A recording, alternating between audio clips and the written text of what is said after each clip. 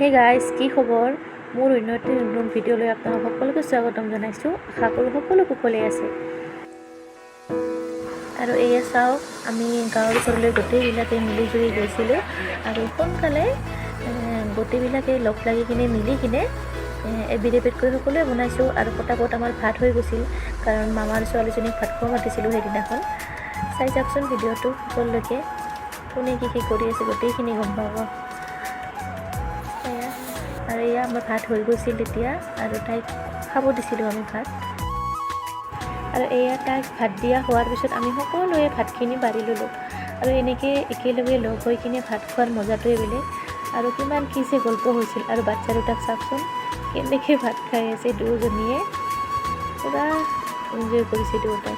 আৰু এয়া আমি শেষত ঘৰলৈ ঘূৰি আহিলোঁ। অহাৰ পিছত বাইক নিজৰ ঘৰত থৈ আহি কিনে আমি এইবাৰ ঘৰলৈ আহি আছোঁ। আৰু ভিডিঅ'টো আজিৰ কাৰণে এইখিনিয়ে আছিল। যদি ভাল লাগিল লাইক শ্বেয়াৰ কৰি দিব। আজিৰ কাৰণে এইখিনিতে সামৰি লওঁ। লগ পাইছোঁ নেক্সট ভিডিঅ'ত। আজিৰ কাৰণে বাই বাই।